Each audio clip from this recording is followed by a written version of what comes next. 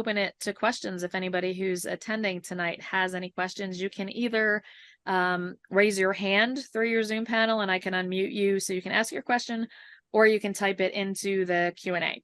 So if any of those of you attending have any questions for us, feel free.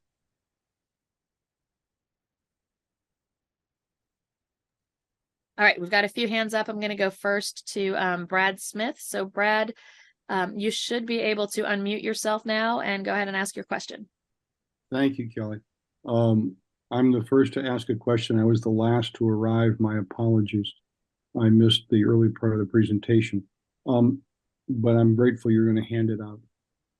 I am unclear on the process of making an appointment with each of the representatives that we volunteers have agreed to see.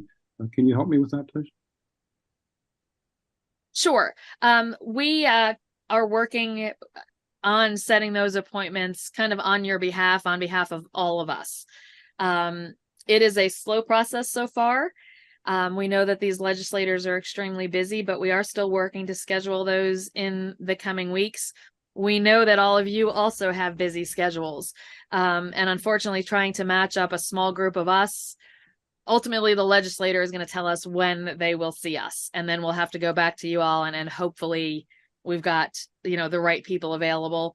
If not, we can look at rescheduling. But we had a lot of discussions about this amongst our little team and decided the best way, rather than try and, excuse me, find the times that our volunteers were available, let's start from the legislator's perspective, get their availability, and then go to the volunteers and say, this is the date and time they've given us. Can you make it?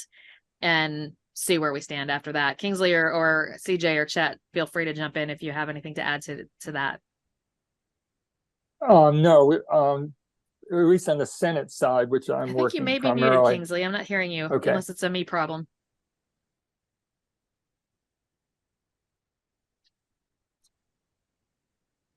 No, I'm not here. Are you not hearing me? Can you hear me, CJ? Mm-hmm. Okay. Yeah. So on the Senate side, which is the side I'm primarily working right now, by it's just circumstance, most of them are requiring a email request, and they're basically working it into their schedules as they can. They will be in Tallahassee 2 weeks in October, the second and third weeks, I believe, and then they'll be back. So it's possible this gets pushed back into later October. We just don't know. It's just going to be what they tell us when it happens. We may have a little negotiating room, and if we do, we certainly will get back to you and make sure that you guys participate in making that decision. Is that good, Brad? Yes, thank you very much. You're welcome. Peter, let's go to you.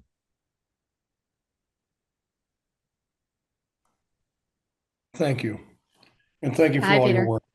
Yeah, thank you. And thank you for all your work in this. I'm new to this. However, it seems to me that it's the same scenario over and over again with our government officials, that we have a law already in place and it's just not being enacted.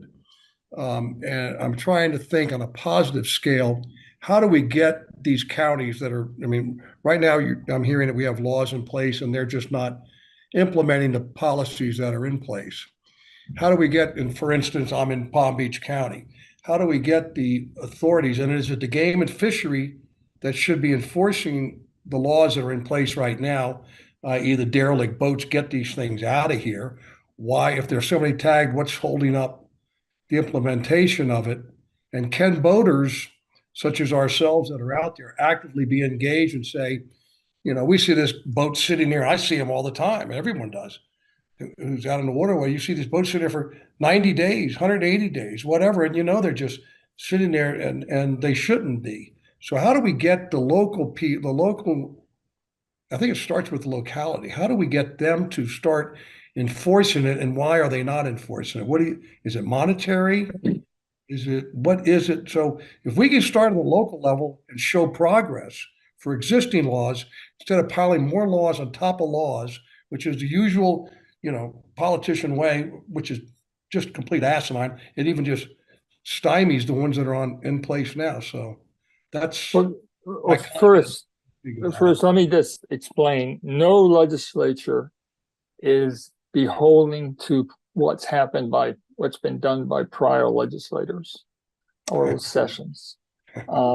That's just the mantra. That's Yeah. the way they present. That's the way they consider it. So you've got to walk that line very carefully when you talk about prior legislation and that it was done by whoever. Number two, it is a county decision as to whether to pursue anything limitation area. And in fact, Palm Beach is pursuing that, as I understand it.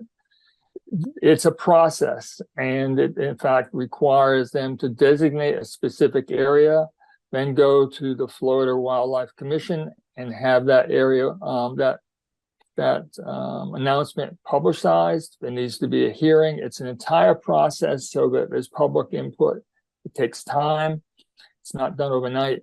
And that's where most of these counties are right now. We just had announcements for Pinellas, and we had an announcement for Brevard. And we're expecting one any day from Escambia, which is Pensacola. So it's just the way the process is, that it takes time. Now, in terms of local reinforcement of derelict vessels, you're right. There needs to be some kind of enforcement, and it takes a long time to designate and remove a derelict vessel that belongs, and effectively saying, I'm taking your possession. And there has to be a process that does that and recognizes that you've effectively abandoned your possession, and it now a danger or impediment to navigation. So it's not something which is done lightly and for good reason.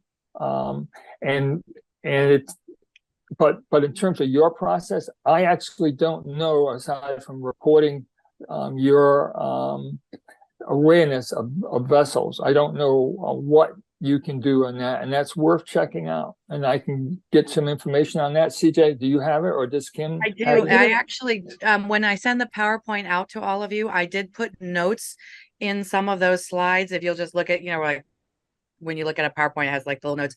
FWC has a reporting. I put links in there so you can go and report, and so that they can at least add it to their list. And they actually have a really neat map that shows where every derelict boat that's been reported, and they FWC has gone by and seen and verified, yes, that's, and then they check it and it's on that map. So it's a pretty cool. And then once it gets on the map and says, this is a problem, now they can start doing the paperwork and getting all these things done. Right now they have 647 that are designated, and 300, so 50% of them have already started the process with the paperwork. So it's happening. But you can go and report. So that those links are in the PowerPoint under the notes, especially on the FWC pages. Yeah, the other thing you need to be, just for your own background, aware of is that it's expensive to take these boats out and destroy them. I'm not sure about the legislation for the appropriations for this year, but last year there was over $20 million appropriated for that purpose. And that money was given to the counties to actually implement this legislation. So, I mean, that's part of the context that I think they're being responsive to their constituents who are complaining. It's just not done quickly, unfortunately. It's a problem in the entire U.S., actually in the entire developed countries. It's just universal, but that's not a quickly solved one. CJ? FWC also got some additional dollars when the infrastructure bill came through. For whatever reason, they got some extra dollars designated for that, for cleanup of derelict vessels as well. So there is dollars there. There is opportunities there. Again, I would tell you, Peter, that most of it is just getting it listed, getting the paperwork done, getting the okay, and then paid somebody to come and clean it out. So it is a process of things, because they do have to do that. But there are dollars there, and I think that's kind of what we want legislators to understand, and that there's processes and there is actual dollars that have been designated to get that done. And then also the VTIP program was given $4 million, which is basically before it goes derelict. If you say I can't handle this boat anymore, or say a boat was anchored out and somebody passed away, they left it there and somebody passed away, but they still have that boat, like it got passed to somebody in their family, they can just take the title and give it to FWC and say, I don't want this. It hasn't gone to derelict status yet, but I don't want this. And there are dollars for removal of those boats as well. And that's an education process too. So there are dollars for it. So we just have to get through the process. But again, I put links to all of those within the PowerPoint if you want to go and learn more about how to use those. Does that answer your questions, Peter? Yeah, it does. And I see it as a twofold type thing. And I think it's very, very, the one that we're trying to do with the one that the group that we're talking with right now is we're trying to stop them from enacting any more legislation, saying that we have legislation, let's just enforce it. So I understand where this group is coming from, but I also try to look at that second part of the equation is the enforcement of the existing rules. So, and I think that really, I don't know how we get that out to voters, because like you said, I think 90% of us want this cleaned up. We want clean water. We want these derelict boats out of here and designated areas. And, a length of time, 45 days is more than ample time. So, I see where my role would be if I meet with the legislator. And I thank you for saying about the previous legislation doesn't mean a damn thing to the guy that's, wants to put a new legislation. So this is my law, my rule. So I get that. It's just it's tough. One other thing I might mention is we're choosing legislators who have a key role to play in this legislation. So these aren't just all the legislators. These are specific legislators who have been pointed out to us have a specific role in this process as it relates to this kind of legislation. So these guys are important to us. So your role with them is even more important in that sense. Right. Okay. Thanks, Peter. Thank you. Thank you. Let's go to John Knoll. He's had his hand up for a bit. John, go ahead.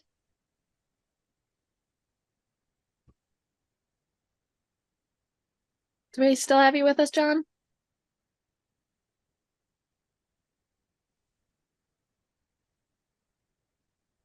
Not hearing John. Can you hear me? There we go. Yep, there you are. Hi, John. Okay. Sorry, I had technical difficulty figuring out how to unmute. No worries. So, as you said, they're basically trying to solve problems for their constituents, right? They're not just out there making legislature for the fun of it. Right. So I've heard basically two of the problems in what you covered. One is derelict boats. I think that's probably largely the biggest one. From the time a boat sinks to you can get it out is 12 to 18 months. That process you just described is not, I know it was, so you do step 1, step 2, step 3, step 4, but those are long processes each. Yep. Yeah. So, its constituents are always going to be unhappy that there's derelict boats out there. And there's not really ever going to be a situation where there aren't derelict boats out there because of how long it currently takes to get one removed, right? So if one sinks, it's there for a year as an eyesore. The other thing you mentioned was, and you kind of glossed over it, but it's, people with waterfront property not wanting people to anchor basically off their land. And I understand that they don't own the water, but they also don't want to look at ugly boats, right? If it's a beautiful boat out anchored off their property, they probably care less than if it's a derelict piece of junk. But So I guess I got two questions. One is, what are the other problems that constituents are bringing to their legislatures that are making them want to do legislation? And then the other is, aside from talking to the legislatures, what have you talked to, and what are you doing to talk to local, either law enforcement or the guys who are actually trying to remove the derelict vessels, or effectively the people who are behind the scenes trying to make these problems go away? Because, you know, my person in Tallahassee is not out there removing derelict vessels, right? They're sitting behind a desk getting phone calls from people who are irate. So are we also trying to interact with and support the people who are actually on the front line of trying to solve these problems? Let me respond to the first part of the question, because it's the easiest part, frankly. Last year, there was a last-minute amendment introduced in the House that would have extended a no anchoring area just north of Government Cut, and it would have, in effect, made anyone coming in from Bimini, or which would be, they'd be coming in towards dusk normally, because they'd be leaving early in the morning in a sailboat anyway, or anyone leaving to go to Bimini, they would have to leave very early at night. It would make that trip much more difficult, because it would remove an area where they could just camp out for the night when they got in, or camp out for the night before they left, similar to what you might do at Peanut Island, if you're familiar with that. In any case, it was a last-minute amendment. The rationale they told us was, well, we've got some businesses that have established themselves on the water, and they're not appreciated by the homeowners, and they wanted to pass this basically blanket legislation amendment. You can question the credibility of that explanation. Because we pointed out there are other ways to solve this. If this is a business issue, there are ways of dealing with that.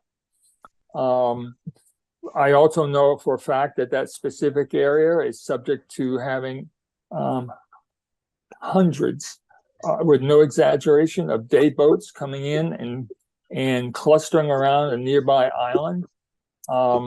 There's nothing that this legislation could stop that. But nevertheless, it could be a clear irritant to anyone who's living in that area. So you may well find those kinds of complaints. They're not related specifically to cruises, camping, spending a night and moving on, or even a few nights and moving on. They may be totally unrelated. And that's one of the reasons why we want you to ask what kinds of concerns are being expressed by their constituents. So you can give us some early warning, if you will, as to what kinds of things they're experiencing. Now, I personally have not reached out to any of the local law enforcement officials. The kinds of things we've done as a coalition has been to actually try to stop local ordinances or local municipalities from establishing no anchoring areas illegally, not so much as trying to assist them. But Kim, you or CJ, you may know more than I do. Yeah, no, just to kind of tag onto that idea of the law enforcement effort. Current state law precludes municipalities from regulating anchoring. They're not allowed to do it. Yet we've seen a rash of municipalities pass ordinances that do just that, and then send their law enforcement officers out there to try and enforce this ordinance that we know is in violation of state code. So that's kind of where we've been involved in, any of the local law enforcement issues. And it's not the fault of the Leos who are being sent out there to enforce an ordinance, because they don't know it's against state code to have such ordinance. We've been pretty successful in resolving that through the municipality's attorneys. And I believe it was an MTOA member, correct, CJ, that pro bono was an attorney and did some work on that in some of the in some of these municipalities. But again, the anchoring legislation, the anchoring limitation areas, it's kind of the catch-all for that. That particular piece of the code gives municipalities and counties the ability to regulate anchoring in that one way by establishing an ALA. And there's a bunch of regulations that go along with that. It's not just that they can say, here's an ALA, 45 days is your limit. It can only be a certain amount of their waterways. I think it's 10%. A single ALA can only be X number of acres, X size. So there's a lot of work to be done and to move towards that. And that's part of why our message is that this is a good solution. It solves the problems. It hasn't been given the time to prove its efficacy, because it's not as simple as snapping your fingers and suddenly we have a new ALA. There's a process that the Fish and Wildlife Conservation Commission is responsible for walking them through and approving the ALA and getting the signage and all of those things. So, from a local law enforcement standpoint, doing this the right way should require very little of that. There's a host of, Florida. Florida is really, it's got the most boats, but it's also taken the lead on all of these issues. But it really has shifted. I think that we've been successful, and the industry as a whole has been successful in differentiating between the derelict vessels and anchoring. Because initially, 5-10 years ago, it was we just need to stop anchoring and this whole problem will go away. So I don't know if that really answers your question, but currently it's not so much of a law enforcement issue, in my view, except for when a municipality passes an ordinance that really can't be enforced because it's not legal by state statutes.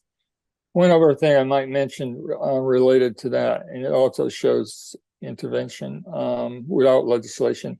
There was a proposal about 2 years ago to eliminate anchoring just inside the cut at Venice, Florida. And it had to do with a community organization that wanted to provide sailing instruction to their students. They didn't want the boats to anchor and in effect block the access, and as well as an area for which they could be sailing through. We actually, our professional lobbyists at that point actually got involved, went there, surveyed the area, met with them, and basically avoided any legislation. We worked the solution out that was satisfactory to this club and was good for us. So that's another reason to find out what are some of the issues. Does that help, John? Yeah, it does. I guess that's the key, is to try to figure out, and maybe it's different in different areas, but what are the hot topics that are making them think about legislation? Yeah, that's exactly right. Yep. All right. That's as important as anything else. Yep. All right. I'm good. Thanks, John. Let's go to Brad. Brad, I think you should be able to unmute and go ahead. It just magically appeared on my screen. Thank you. You're welcome. Kim, you're wonderful. My goodness, I'm impressed. I have a request and a question. Is it easy or possible to give us a really good summary of the anchoring limitation area legislation that has already been past. I ask because it seems to me that if we can, in a few minutes, tell a success story to the legislators, it gives them an answer when someone calls them, which they might find attractive. And it certainly would help us, I think, sound like we know what we're talking about, which would be helpful. So my question is a request. Please give us a good summary or a good working summary or a link to a summary of that legislation, because I thought that CJ's comments about the number of the mechanisms for reporting derelict boats, the number of boats that have been reported, the fact that half of those are already in process of being removed, without dwelling too long on the length of that process, is a pretty good story. That things are more under control perhaps than is obvious. So that's my request. My question is, do we know of any incipient issues for this session? I understand, Kingsley, that one of our jobs is to get that information from the legislators with whom we're going to talk. But is your radar picking up on anything that we should know about before we walk in so we don't get blindsided? I'm only aware of that the Miami issue is going to come back. That came in through the speaker's office directly at the last minute during the session. It actually broke House rules. It'll be back. There's no question. So, but that's the only one I'm specifically aware of. Okay. And should we know anything more than that about that issue to keep ourselves out of trouble? I guess I don't know if I'm not familiar with everyone here in terms of who we're going to be seeing, but if you're seeing a Miami legislator, then we'll probably want to talk to you about it in more depth. If otherwise, I think I would just stay away from the Miami issue specifically and just lay out the general success we've had and are on the verge of having. So yeah, I would agree with that, having been involved with that a bit last year.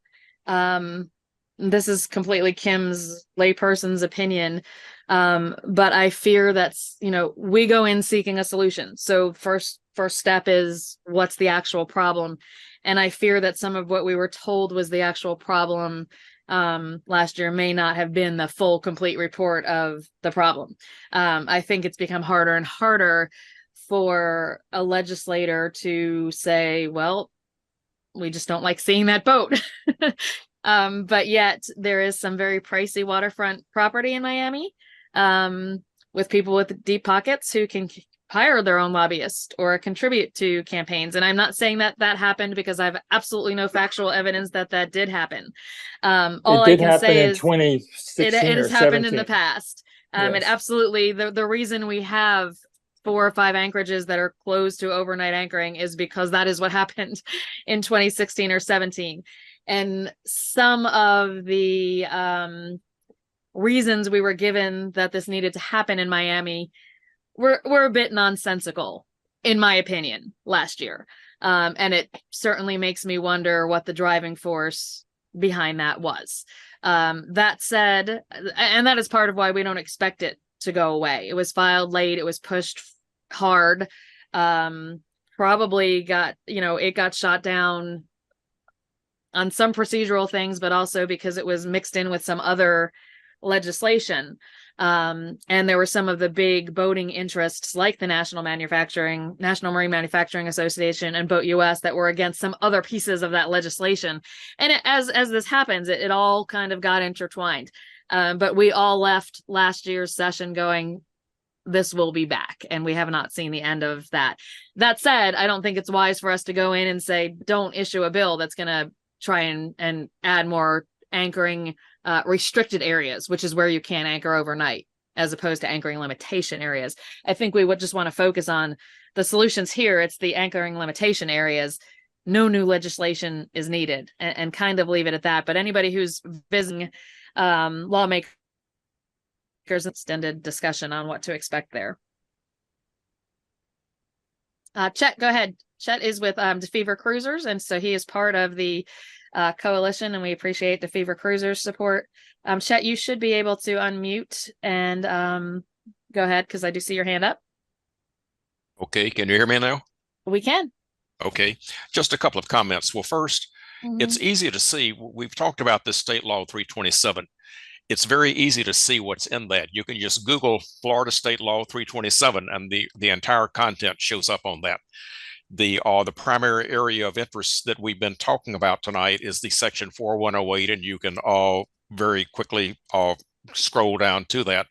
And actually the write-up on the anchor limitation area is fairly brief. So there's not a lot of excessive verbiage there. It explains pretty much just what it is. But just a couple of other comments. Another area that has been addressed quite a bit in recent years is the definition of derelict boats and what has to be done to have them, by the state terms, legally declared a derelict boat so they can be removed. There are page after page of definition within State Law 327 on exactly how to define a boat as a derelict boat. So there's a lot of information there which has already been passed, is already law, but is not really being used. And of course, as has previously been pointed out, there is also funding available that the local areas, and I'm not sure, I think it's by city rather than by county, that a city can request funding from the state to remove derelict boats. My boat is in Daytona Beach, so I see that area quite a bit. And we have had some fairly high numbers of derelict boats in the last couple of years. Well, last year, before the storms hit in October, apparently the local government got the funding, and they must have removed over 20 derelict boats. And they hauled them up and put them on shore, some near the yacht club and an area that used to have some trailer boats stored. And it was almost comical to see how they destroyed them, because a fiberglass boat is not easy to destroy. And what they did was take a backhoe to them and just basically beat them to pieces until they could take the remains and put them in a dumpster and haul them off. But there were probably, I'm guessing, about 20 before the storm season hit in October, November. And then there were a number of additional derelict boats that came after that. And that area, the city governments there got additional funding and removed more derelict boats. So the process is there, it is available. The cities have to be aware of it and take the action to get the money to do it.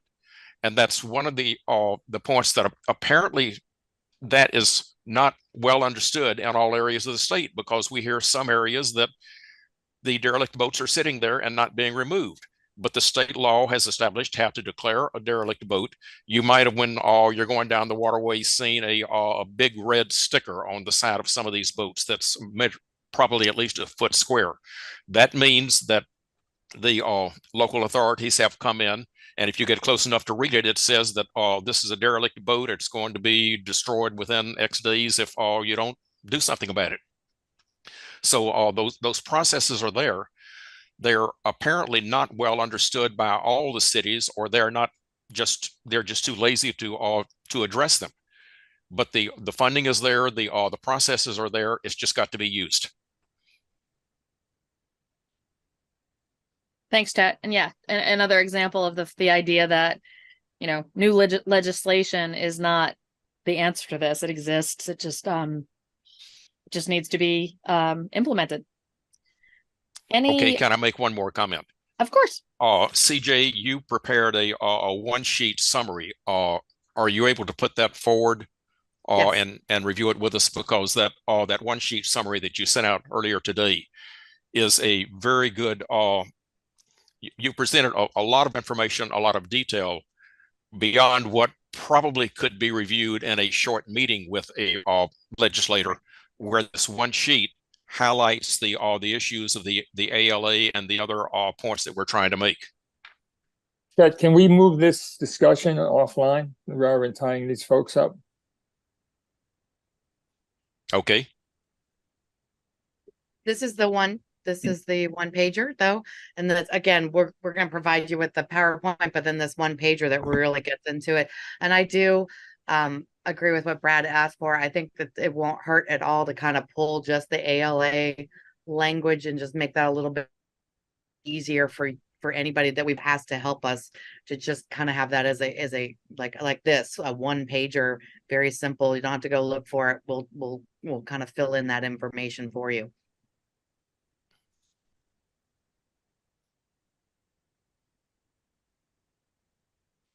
All right, thank you for that. Any other questions? Any other hands from anyone who is participating and has a question for us? We've got one more. Go ahead, Peter. Is there any information? We represent different organizations with a lot of different members in our organizations. And is there any information that we should give to our members right now, or anything that our members could do to help forward this cause? Do we have anything that we can share with them, in other words? Or is it too premature? So I think I know from our standpoint from M2OA, like we, of course, just like you have stepped up to help, we like asked for certain members within certain areas, you know, very specifically to these key legislators that our lobbyists asked us to.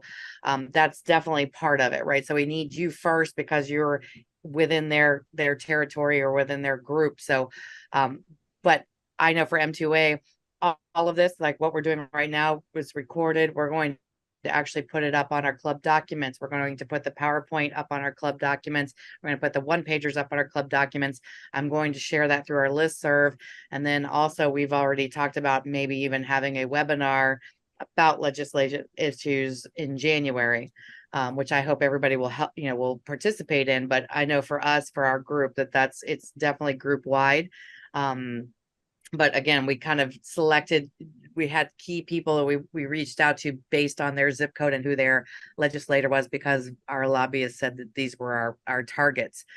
So we kind of started with you and now we'll bring it out to the entire organization. And I do think there's things like somebody was saying, like being in Palm Beach. Well, maybe that's something, you know, if you have if you have somebody you want to talk to, and just say like, there's these things, you know, take it and run with it. I think that's a wonderful thing. The more people we can educate or help learn about things like this, the better off we're going to be, because it combats I don't know, somebody just told me to put this in the bill, and so I did, kind of thing. So I think that's a great question. But yes, the goal is to get it out further. And Yeah, I there's think nothing secret about any of this that we've presented today. This will be distributed as widely as possible among all 4 membership associations. Go ahead, King. I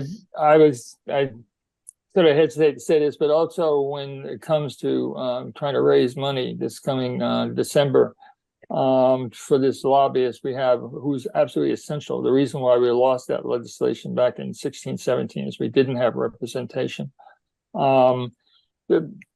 You know, encourage your other voters to contribute. It's really very important. No, I couldn't agree more with that. That was my next point I was going to say. I've just been aware of this group just recently, and I think that the more of our members were aware of this, that I think we'd get money to come in, because we need, you know, these guys are going to fight it with money, and we need money to fight them. So I don't know how. I agree. You know, We all agree. Yeah, absolutely. Yeah. So how do we let our members know about even the existence of this group? Because quite honestly, I don't think many do. No. I agree. We just had our M2A rendezvous, and you know, and I spoke for about, I don't know, 10 minutes, and you know, quite a few were like, oh yeah, but we had 50 new members there who had never heard of it. So how do we make sure that everybody is well aware? For us, we're going to do a webinar series, similar to this, but you know, and get it out there. But you're right, there's definitely ways that we need to get the word out. Yeah, I think from AGLCA's perspective, it gets the most attention during our fundraising season, and we are solely trying to raise enough money to pay for our lobbyist contract. We're not making political donations, although that probably would be a successful way to approach it. We know that not all our members are on the same side on some of these issues. We're just trying to fund the lobbyist, and that's it. And that's when, from AGLCA's perspective, it gets the most attention. The Florida legislature is also in session from, excuse me, like January to May. Roughly, which is where, again, if there is something going on, that's when we're sending out updates. Sadly, the rest of the year, it tends to fall by the wayside in favor of more kind of hot topics that are relevant at that particular point in time. We do try to bring it to members' attention. More and more, everyone is consuming information in different ways from different channels, and it gets hard to keep things front and center. But yeah, this group and any other voters can help us keep that front and center, because during our fundraising time, we put things out on social media. Anybody can contribute to this. It does not have to be a member. We are doing work that is really for the good of the whole boating community. And if you know boaters who are not members of any of these organizations, they are more than welcome to contribute. Absolutely. Any other, and I would also suggest for us, like, it's also getting the word out to our bigger organization, because we have a certain number of members, but not everybody's in Florida. So even though sometimes they feel like, well, maybe that's not that big a deal to me because I'm not in Florida, but we say Florida is a bellwether state for many reasons, because there's a lot of things that happen here that influence others. So again, there's legislation being looked at in Charleston. So in cruise, it's anchoring rights is an important thing. So absolutely, I would suggest that everybody on this group our goal is to get the word even further than we currently have. So Yeah. And if you can help us with that, that's the best thing that we can ask for. Yes, that'd be much appreciated. Yeah, we have fought similar legislation in Georgia, and this goes to CJ's comment that Florida is a bellwether state. It has moved up the East Coast. We have fought unnecessary and unfair anchoring legislation in Georgia, South Carolina, and North Carolina at this point. And South Carolina passed a similar law to what Florida's got, where you can, state law says that towns can only limit anchoring to like 30 days. And for active cruisers, that's more than enough. But this doesn't stop at Florida. Florida is just the state where it's become serious enough that we have to, year after year, be represented by a lobbyist there. And that's the sole cost of this anchoring committee. The rest is grassroots and volunteer efforts. So yeah, we appreciate the support. Oh, so thank you to every single person. Yes, thanks to everyone who has sat with us for this. Yes, it really is your efforts that make this happen. Yeah, Thank you very much. We appreciate the help, and we're encouraged to see all of you out here being engaged in the process. So we will continue to keep in touch with you regarding scheduling of appointments. We completely understand that this is not anybody's core focus. So if we come to you with a date and time that doesn't work, we will figure it out from there. But you can expect to hear about that soon. And in the meantime, we will get these materials to you so you can start to review them and use them as a resource, and be prepared. So thank you all. Appreciate you spending time with us this evening. And thank you, Kingsley and CJ and chat for helping present this. Have a good night, everyone. Take care. Night. Good night. Bye-bye. Bye.